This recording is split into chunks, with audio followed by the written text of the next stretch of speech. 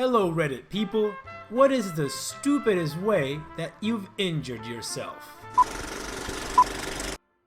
When I was a kid, we had blue carpet in the living room. I had just watched some movie or show where the characters jumped into a painting and I started thinking, maybe if I believe really hard, the blue carpet would turn into a vast ocean. So I climbed up on the recliner and swan dove into the floor. I can hear the narrator's voice going, "Blue carpets do not, in fact, turn into vast oceans, as little Hugawar was about to find out." I'm a welder. I work with really hot steel parts constantly, but I regularly burn myself on the microwave meals I eat for lunch. I don't understand how microwave meals survive the cooking process. My leftovers go in for 1 minute and 30 seconds, and it sounds like a World War II airstrike is popping off. Microwave meals tell you to put that in for 3 minutes, stir, then back in for another 100 years and they come out fine? Dark magics. Thought I could walk my dog on a leash while riding my bike. Dog saw a squirrel and yanked me off the bike. I broke a few bones in my hand. Dog was like, "What did you expect would happen?" This reminds me of when we first got our dog, and it was my then 7-year-old's turn to take the dog out into the yard on the leash. But my daughter quickly got bored and wanted to climb a tree. She tied the dog's leash to a long jump rope, to another, and climbed. Edit to add. She tied the end of the line of the ropes to her waist and climbed. My husband pulled into the driveway in the car. Puppy wildly dashes towards him at full speed. Kit flew out of the top of the tree, landed halfway across the yard, and was dragged the rest of the way. Puppy never broke stride. Bending over to pick up a paper bag. A completely empty paper grocery store bag. It was standing upright, not even laying on the floor. I barely had to even bend down to pick it up. Somehow, this triggered a cosmic alignment between two vertebrae and nerve cluster, because suddenly I fell to the floor in crippling pain. Could not get my back straight and had to crawl to the living room so I could lay on the carpeted floor and try to stretch it out. I ended up up like this for days and had to have physical therapy to slowly work out the pinched nerve. I was basically walking like Quasimodo for a couple of weeks. People would assume I was in an accident or lifting some boulder like Hercules or saving a child pinned under a car. But nope, I was undone by an empty paper bag. Ooh, I feel you. I have done this twice. The first time, I lifted my foot to put a sock on and immediately found myself on the floor in the worst pain I've ever felt. I spent a good 3 weeks hobbling around hunched over, barely able to move. Second, I bent over to pick my cat up. Same thing, ended up on the floor, except this time on top of a really pissed off cat. Luckily, I was good in about a week from that one. Drank hot tea lying down.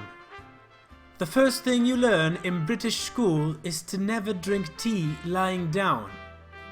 Opie said stories about hurtful accidents, not regretful crimes. When I was a kid, maybe 10 or so, I had recently discovered that the feet on my prosthetics could be unscrewed and moved into different positions. So I borrowed an Allen key from my dad and took it to school so I could unscrew my feet and show my friends at recess. None of them were as blown away by this as I'd hoped. Pretty sure they were just used to this kind of thing by now. Anyway, the bell went to tell us to go back to class and I very quickly tightened the feet back onto the prosthetics, put my shoes back on and started making my way to class. As I was walking with a group of my classmates, I started to notice my legs felt wobbly. I looked down and with every step my feet were turning outward slightly. A normal person would have come out to the conclusion, oh, I didn't tighten the screws up enough. But not me. I jumped to the conclusion of, holy ow! I can control my feet like a robot. My excitement quickly turned to dread when I realized I don't know how to control feet. Been an amputee since I was a baby. And they kept turning until one was pointing sideways. Despite this, I kept trying to walk, and after a few more steps, the foot just fell off and I managed to slam the now footless prosthetic down, which jarred my knee and hips and caused me to slip over and faceplant into the corner of a cement mini wall, one of those waist-high walls. Being a self-respecting 10-year-old, I started bawling my eyes out, which caught the attention of the new teacher. It's her first day and the only disabled student is in pieces. The foot got thrown backwards when it fell off, with a bloody nose, screaming like a banshee. She didn't really know what to do since I couldn't get back up. So she gave me some tissues for my nose and made a very confused call to the maintenance man asking if he knows how to fix prosthetics so I can get to the school nurse. Too long didn't read. My prosthetic foot fell off and I face planted into a cement wall. I live in Minnesota, so I'm used to kicking snow off my boots by slamming my toe part of the boot down on the ground. Well, it was summer and I happened to get my running shoes absolutely covered in mud, so I instinctively slammed my toes down on the pavement and broke my toes. Holy ow! I get that running shoes don't exactly have the same structural support as a winter boot, but damn son, how much force did you pack into that stump? I dropped something behind the couch, leaned over the back to pick it up and cracked a rib. I was in pain for a week. Getting old is hell. Bartender here. Reached a little extra to wipe the bar for new guests on a busy night. Popped a rib. 6 weeks later, still hurts a bit if I sleep on it. Kicker was, I then adjusted my breathing because of the pain, so my diaphragm became irritated. I adjusted again, and then my abs started to hurt. Adjusted again, and now it's the diaphragm, abs, and obliques.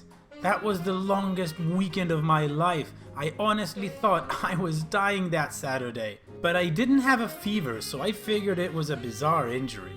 Which it was. Like I said, still hurts if I do it wrong, but the muscle pain is gone. To try to get a cheap laugh out of my ex, I threw a hammer as hard as I could at a tree. The hammer bounced off the tree, and I turned just in time for it to hit me on the small of my back. Miracle I'm not paralyzed. Thank goodness you weren't throwing an axe. Shot myself in the eye with a Nerf gun. I looked into the barrel to see if it was loaded. I was 8. Sounds like a supervillain backstory. And that's how I became Bozo, the one-eyed moron. Threw a grape in the air to catch it in my mouth. It fell on the floor and I bent down to pick it up and smashed my face into the windowsill. I found my dad's EpiPen one day while looking for mouth spray for sore throats. It obviously wasn't what I was looking for, but I wanted to figure out how it worked. I ended up shooting the needle clear through my thumb. I then hid the evidence of my stupidity and never told my mom until years later. I'm sure your heart was racing for multiple reasons, not even counting the epinephrine. Oh boy, my time to shine. Age 2, stuck a nail in an electrical socket. Age 3, ran into a telephone pole while riding my bicycle. Age 7, was playing with a razor blade that my dog had pulled out of the trash and completely sliced off the tip of my finger. Promptly passed out and was found hours later by my mom coming home from night shift. Please don't ask why, I was 7 and very impulsive. Age 16, had wisdom teeth out. Apparently, anesthesia stays in my system longer than normal. A few days go by and I'm sitting in the dining room talking to my mom. Everything starts going black and I manage to utter, "uh-oh," before smashing jaw first onto the tile floor. One side of my face was swollen. I looked a bit like a chipmunk. Age 18, went to grab something out of the trunk of my car. My car was parked in the driveway, which is at a bit of a slope. Reached in to grab something, which I have done many times before with the car parked exactly like it was, and the trunk slammed down onto the back of my head. Nice little gash, lots of blood. I managed to make it inside before passing out that time. Age 20, cleaning kitchen. Go to drain the water after washing dishes, and the sink strainer is stuck. Really stuck.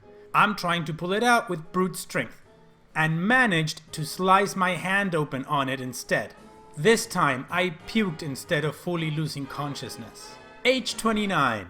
Decide to be Betty Crocker and bake homemade bread. The Pyrex either shattered when I took it out of the oven and hit cold air, or I dropped it. It happened rather quickly, so I'm not exactly sure, but I ended up with glass in my foot. I've just moved here. I know very few people and my spouse is going out of town for work. I have 2 small children and 3 big dogs running around the house. Glass literally from the front door to the back door. Managed to get a hold of a neighbor who takes me to the ER where they attempt to remove it.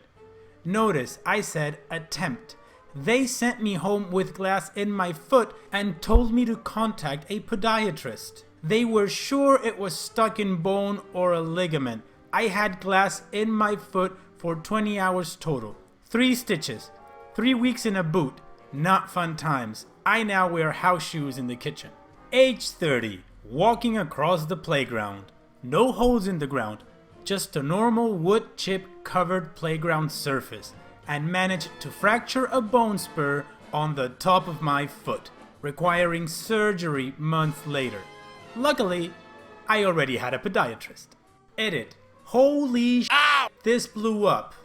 FAQ. Yes, I am a woman. Yes, I have good health insurance and life insurance policy. I have a $150-300 personal catastrophic deductible, and I meet it every year by summer. I did not go 8 years without an accident. Those were just the highlights. If anyone has a sub this would be appropriate for, I can post a few more, or update you all in 15 years. For your entertainment, here are a few more from the missing time frame. Age 6, running around on the playground at school, all jacked up on sugar because it was the last day of school before summer. I managed to slice the back of my arm open from my elbow to my forearm on a piece of a broken bottle.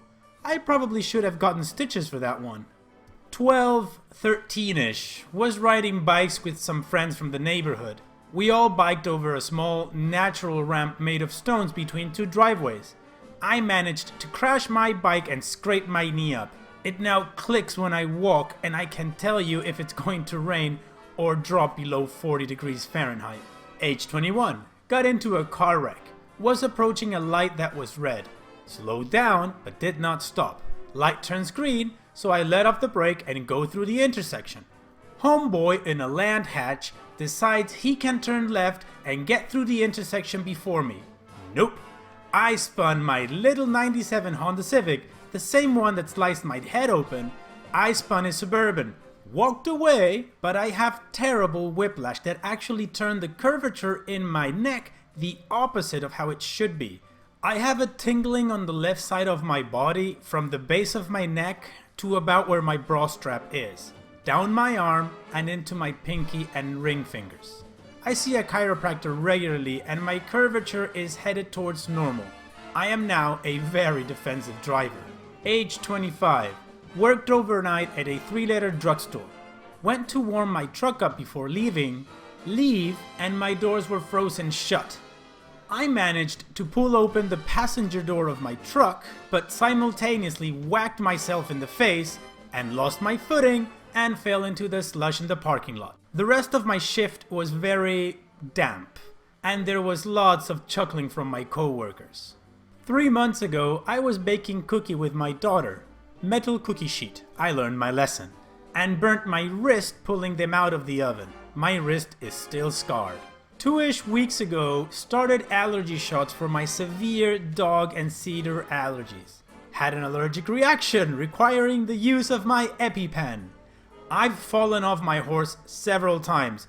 I regularly choke on my own spit, saliva, air. I frequently fall up the stairs. I'm always running into the protruding corners of anything and everything. Subsequently, I am covered in bruises and scratches, with no recollection of where I got them. My name is not Kevin, but it does begin with a K. My mother almost named me Grace. Edit 2. I forgot about the time I was in 5th grade and playing goalie for soccer in PE took a soccer ball straight to the neck. But at least I blocked that shot.